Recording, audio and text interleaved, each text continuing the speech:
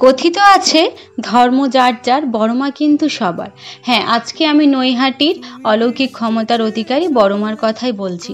অনেকে মায়ের কাছে গেছেন, মাকে দর্শন করেছেন। মা কিন্তু কাউকে খালি হাতে ফেরান না, সবার সমস্ত মনস্কামনা মা পূর্ণ করেন।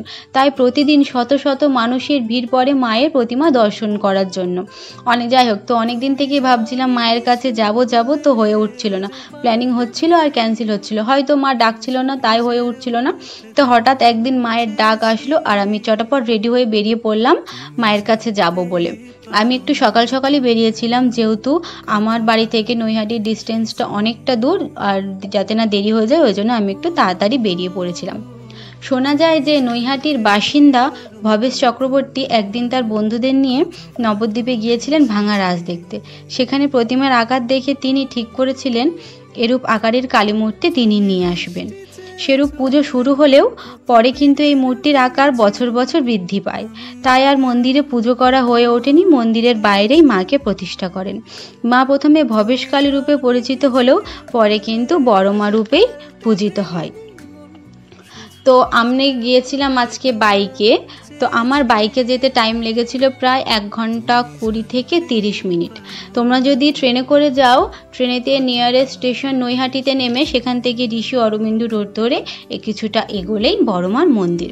ওখানে বড়মার মন্দির খুঁজে পেতে কিন্তু একটু অসুবিধা হবে না, সবাই যেহেতু বড়মাকে এক ডাকেই চেনে। তো যাই হোক, আমরা যাওয়ার একটু আগেই কিন্তু বৃষ্টি হয়েছিল। তো ফাইনালি আমরা যখন গিয়ে পৌঁছাই তখন বাজে প্রায় বেলা 12টা। তো গিয়ে দেখি প্রচুর ভিড়। আর একটা কথা, এখানে কিন্তু অনেক দোকান আছে যেখানে মায়ের পুজোর সমস্ত সামগ্রী, ফুল থেকে সন্দেশ থেকে ধূপ মোমবাতি সব কিছুই পাওয়া যায়। এখানে প্রত্যেকটা দোকানেই মায়ের ছবি আছে। তো আমাদের যেহেতু একটু দেরি হয়ে গেছিলো, তো আমরা আর বেশি দেরি না করে মায়ের পুজোর জন্য যা যা লাগে সব কিছু নিয়ে নিয়েছিলাম।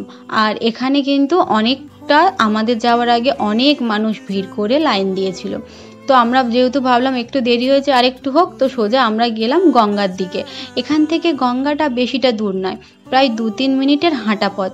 তো ওখানে গিয়ে আমরা চোখে মুখে মাথায় একটু জল ছিটিয়ে নিয়েছিলাম, গঙ্গা জল। এখানে কিন্তু ফেরিঘাটও আছে, ওপার থেকে এপারে মানুষ আসে মায়ের পুজো দেওয়ার জন্য, আর এপার থেকে ওপারে মানুষ লঞ্চ বোটের সাহায্যে যেতে পারে। তো এখানেই যখন মায়ের বড় কালী মূর্তি পূজিত হয় তখনই এখানেই মূর্তিটি বিসর্জন দেওয়া হয়। মাকে যখন বিসর্জন দেওয়া হয় তখন কিন্তু মায়ের গা থেকে সমস্ত সোনার উপর অলংকার খুলে নিয়ে মাকে ফুলের সাজ পরিয়ে বিসর্জন দেওয়া হয়। সেদিনও কিন্তু হাজার হাজার মানুষের ভিড় পড়ে মাকে একবার দর্শন করার জন্য, প্রচুর মানুষ আসে। তো যাই হোক, আমরা গঙ্গা থেকে এসে যখন লাইনে দাঁড়াবো বলে ঠিক করি তখন দেখি লাইনটা অনেকটা বড় হয়ে গেছিলো। লাইনের শেষটা আমরা খুঁজছিলাম কিন্তু খুঁজে পাচ্ছিলাম না। অ্যাট দ্য এন্ড এসে আমরা লাইনের শেষটা খুঁজে পাই আর সেখানে গিয়ে লাইন দিই। আর আমরা যেহেতু গিয়েতে একটু দেরি হয়েছে, তোমরা যদি সকাল সকাল আসো তো পুজোটা সকাল সকাল দিয়ে দিলে তখন হয়তো ভিড়টা একটু কম থাকে। যাই হোক, তো আরেকটা কথা বলে রাখি, এখানে কিন্তু শনি, রবি আর মঙ্গলবার ভিড়টা একটু বেশিই থাকে। অন্যান্য বারেও ভিড় হয় কিন্তু তুলনামূলকভাবে একটু কম থাকে। শনি, রবি, মঙ্গলবার ভিড়টা একটু বেশি থাকে। আর যেহেতু মা সবার মনস্কামনা পূর্ণ করেন, তো ভক্তদের বিশ্বাস, ওই জন্যই প্রচুর প্রচুর ভক্ত রোজ মাকে দর্শন করার জন্য আসে।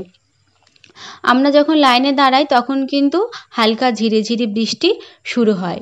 তো জোরছে হচ্ছিল না, একটু ঝিরিঝিরি হচ্ছিল, অতটা অসুবিধা হচ্ছিল না। অ্যাট দ্য এন্ড এসে আমরা কিন্তু মায়ের মন্দিরের কাছে পৌঁছাই।